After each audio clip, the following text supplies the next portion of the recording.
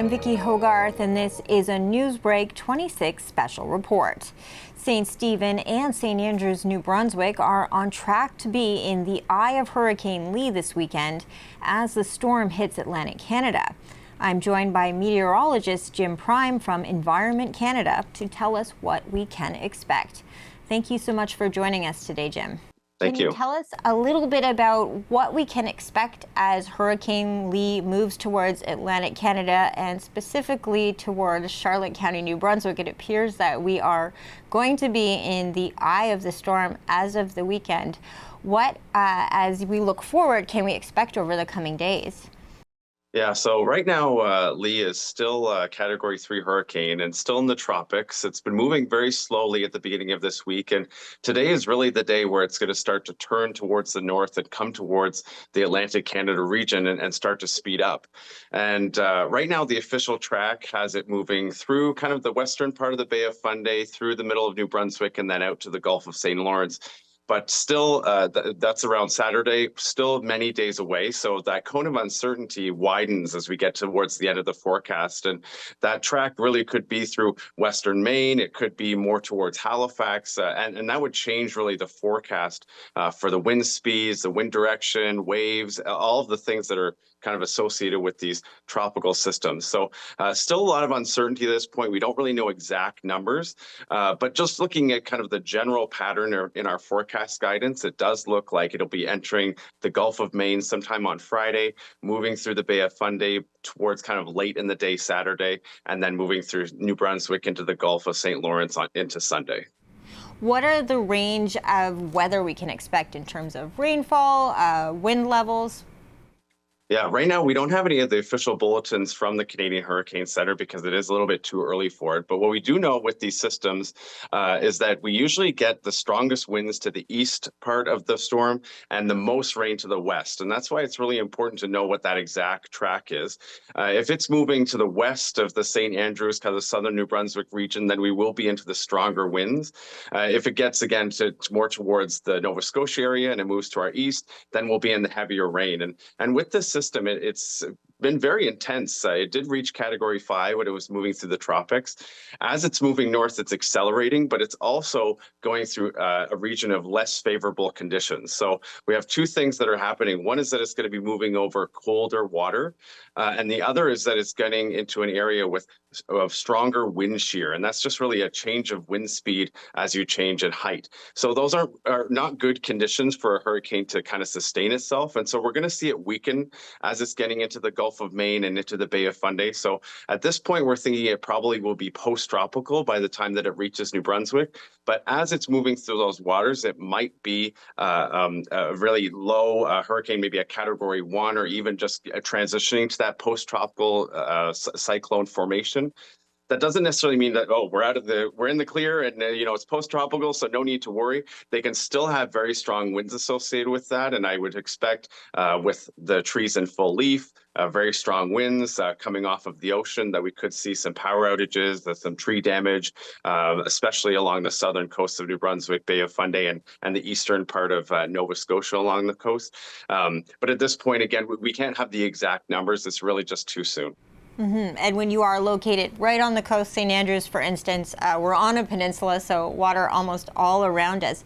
Should that be of particular concern for residents? Yes, because with these storms also, we can get the storm surge, which we've seen with these type of storms before. We're probably, at this point, if we were looking at the official track, we would be into the southeasterly winds.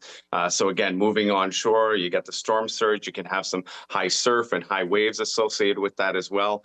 And we might be seeing some of those waves start to arrive in towards the Thursday and early morning Friday, not in the height that they can get when the storm is closer, but as that storm is starting to move north, the waves can progress very far away from the storm center. So we will be seeing those impacts starting along the coast even before the storm really starts to get going, and then just intensifying as that storm center approaches. But like I said before, if we do get a more easterly track and the wind is moving from the north, if we're on the western side, then that would totally change the storm surge and the wave direction and the wave heights. So again, it's really important to know what that track is. And what do you recommend in terms of people being prepared for this type of range in weather? Yeah, we always say, even at the start of hurricane season, make sure your 72-hour kit is ready. So with that, you're looking at things like batteries. You make sure you have the gas in the car, you have your food, plan for the power to go out. And we even recommend that even with winter storms, so that everybody is prepared and not caught off guard. And then as we start to get closer, making sure you're watching the bulletins, check the official hurricane maps that are coming out and the track maps to see if there's any watches, warnings, just so you have the latest information.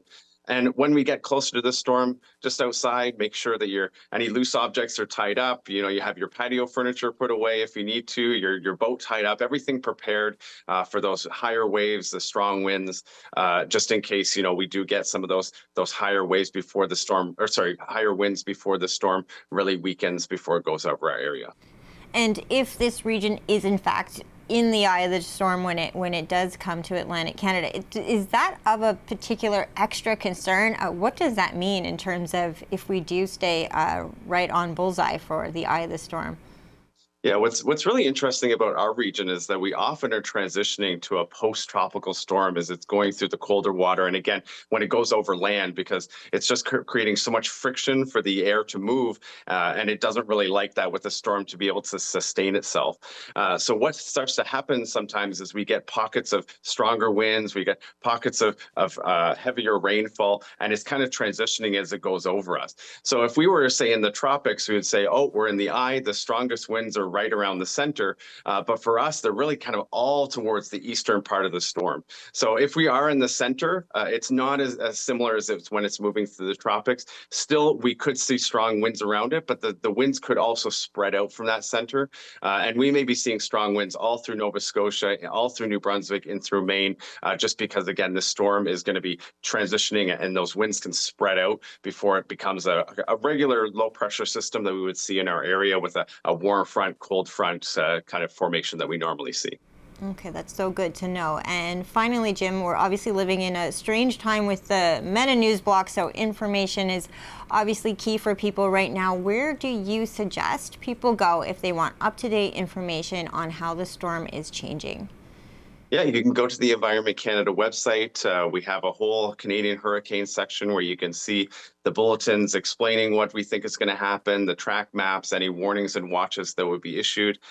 There's also the Environment Canada application, which you can put in your location and see what your specific forecast would have. And then as the storm's coming over the region, you'll be able to check the satellite images and the radar and all that cool stuff that's really always available to us.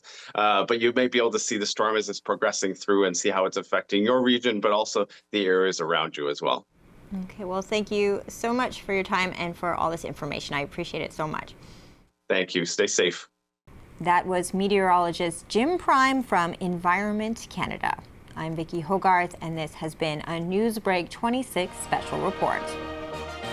A news and public affairs production of CHCO-TV, New Brunswick's only source for independent community television.